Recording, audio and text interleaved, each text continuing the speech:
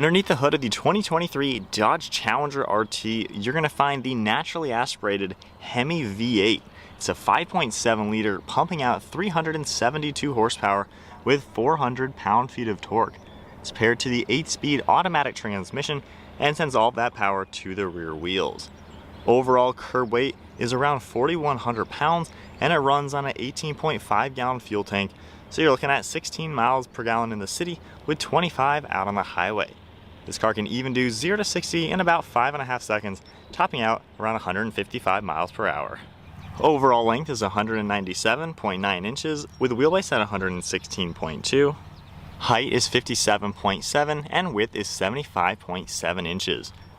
And then now moving on to the styling with this 2023 Challenger RT. Super retro looking muscle car for sure.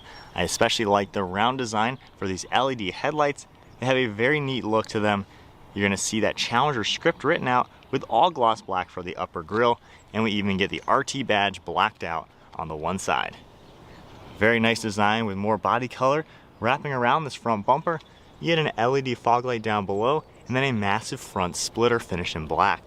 We get a safety sensor, more mesh to allow cooling to that massive 8-cylinder motor, and you got a nice squared off design overall. I think it comes together super cool. At the hood, you're going to see a nice looking scoop with cool body contours throughout the hood, a very flat design overall, leading its way towards that windshield. And then as we make our way to the side profile, you can see how that front splitter comes around the side, and then we get these massive 20-inch wheels.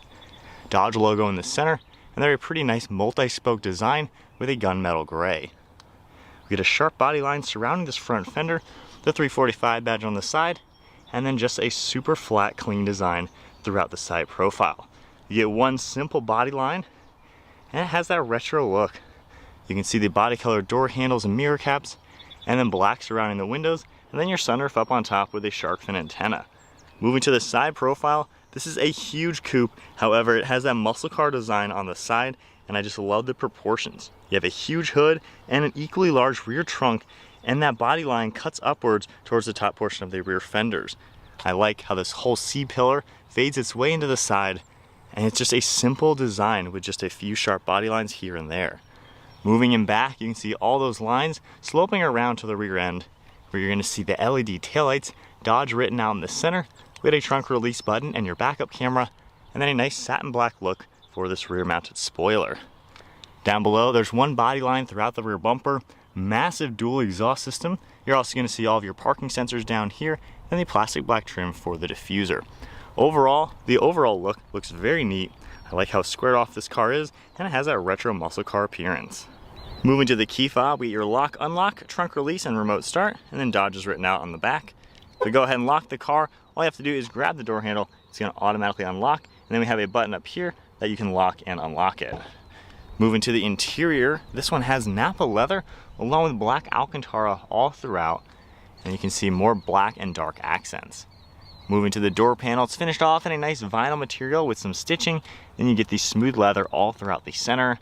Get your nice armrests, a grab handle, window and mirror controls, and then you even have memory seating with your release handle and quite a bit of storage.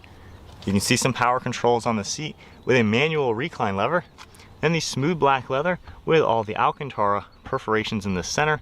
You can see how that makes its way up these backrests. Pretty cool design with all black trim. And then we get a black steering wheel with perforated leather.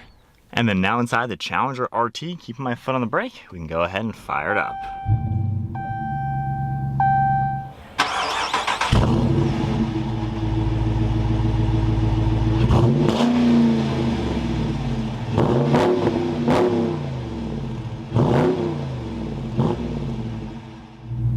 Taking a look at the gauge cluster now, we get a digital LCD screen right in the center with your tack on the left side, a speedometer on the right, and then a few vitals right in the center.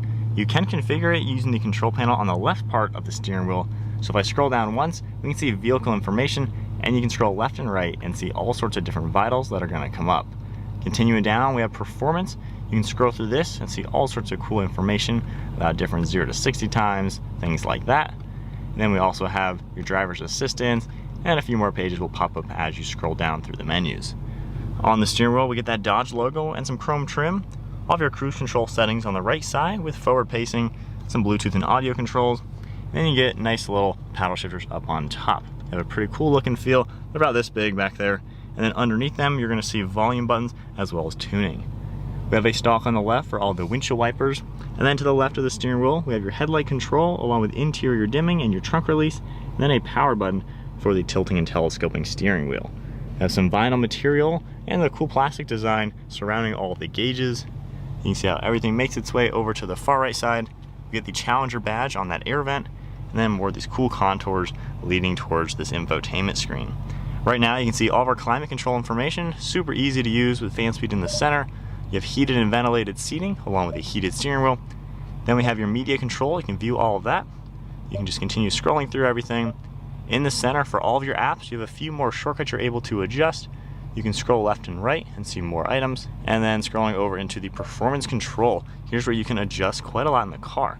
We have your launch control you're able to set up, drive mode select, you can adjust how everything is going to be set up and just configure how you'd like the car to operate. Going back into the apps icon, you have performance pages you can tap, and then you can view different gauges and timers that are all going to pop up within the car.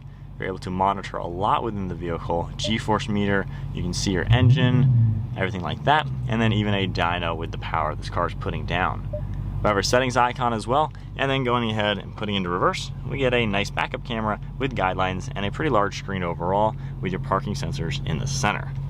Going back into park now, beneath all that, we have a few different buttons out here for your sport mode. If you toggle this, you see that little green checkered flag that'll turn on. We also have the Super Track Pack, which gets you back to that main screen we already saw. You have volume on the left, tuning on the right, and then physical climate controls down below. You have your fan speed in the center, 2 different zones, and then all the defrost and air conditioning. We have a pretty cool design for your shift lever, along with some storage, and then more of this gray plastic material throughout the center. You have 2 cup holders in here as well, and then this will open up. We get a few different plugs and a good size area overall. Glove box is pretty large, as you would expect in this car.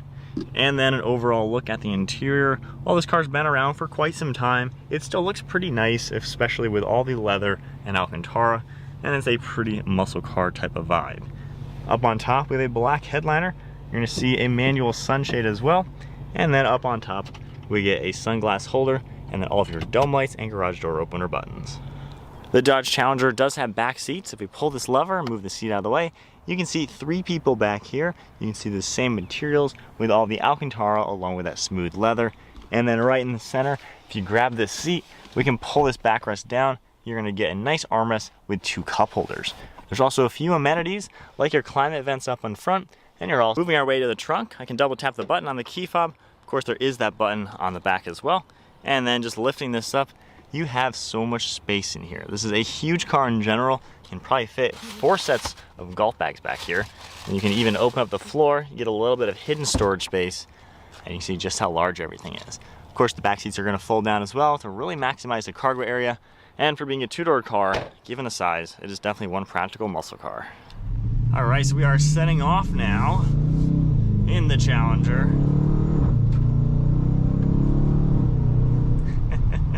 Not a bad power plant, it's pretty peppy, it at least gets you up to speed nicely, and you get that awesome V8 soundtrack. Really cool to still have a V8, at least in a modern car.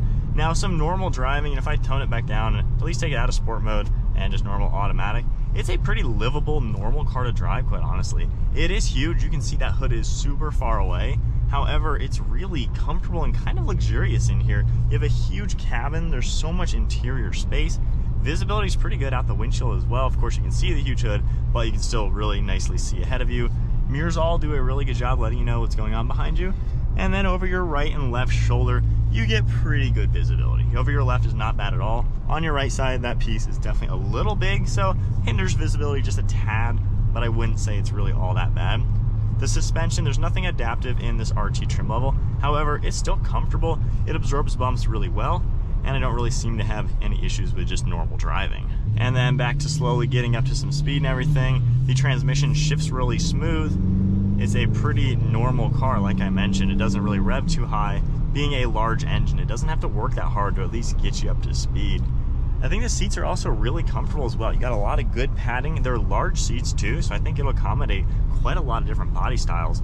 But I'm fitting in here pretty nicely, and the ergonomics are pretty decent. It's easy to reach everything. So you really can't complain for just normal driving. This is a good daily, just a normal around town type of car, but you actually have practicality. Those back seats and trunk make this super usable. So if you really want to get a two-doored car, but you genuinely want something that is actually pretty darn practical, this is something to take a look at. And that is gravel, so we're gonna keep going straight.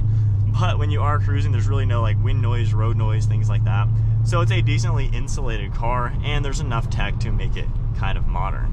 So if I go back into sport mode doesn't do all that much for this car, being it doesn't have anything truly adaptive. However, when you go into here, you're able to view what you can change. So it's really just the engine. It'll just get a little bit tighter with the tuning, paddle shifting, you can turn that on and off, and then just traction and steering. Now in comfort mode, steering is super lazy, really effortless, which is great to see. And then sport mode, it definitely tightens up, adds a little bit of weight to it. So it's a pretty good entry point into the muscle car world if you're looking for something not too out of the price range. I mean, 50-something thousand dollars, it's not cheap. However, it's just a little bit more than an average car in today's market, so not all too bad. And then one last acceleration. You know, it's pretty peppy.